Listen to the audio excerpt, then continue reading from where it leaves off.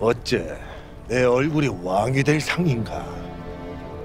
대구는 왕이 될 상이옵니다.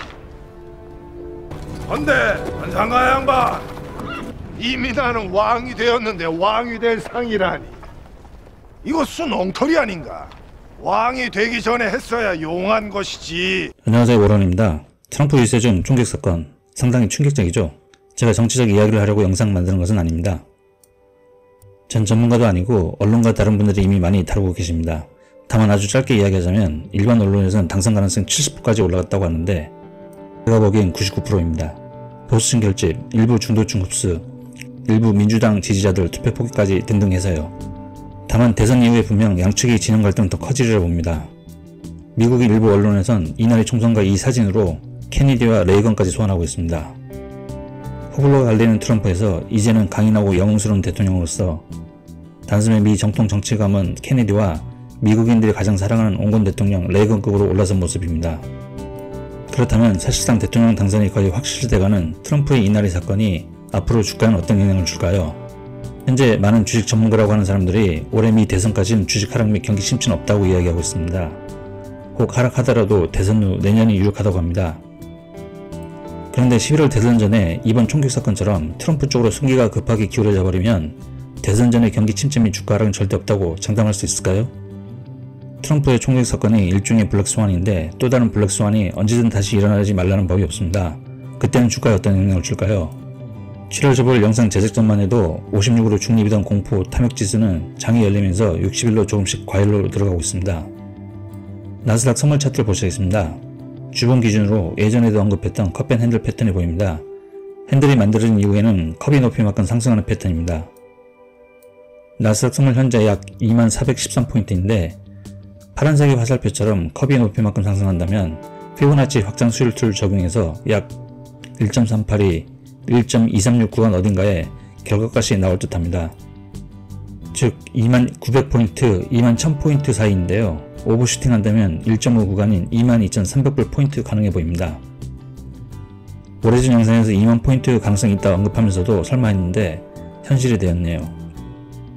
확실히 천장이 열린 상태에서는 고점을 확실하게 알아내기란 정말 어려운 일입니다. 다만 이제 고점이 얼마 남지 않았다는 시그널이 하나둘씩 나타나고 있습니다.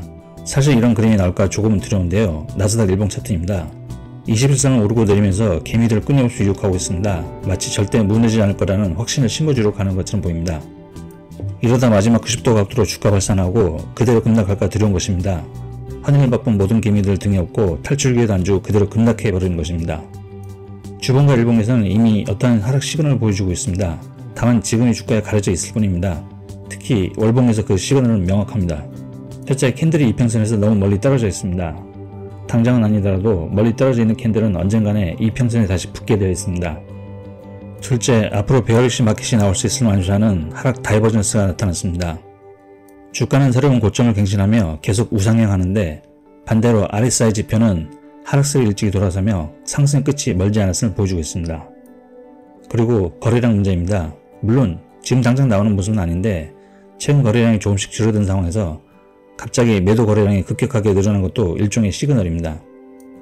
물론 화면에 보시는 것은 제가 월봉 차트에서 그린 모습입니다.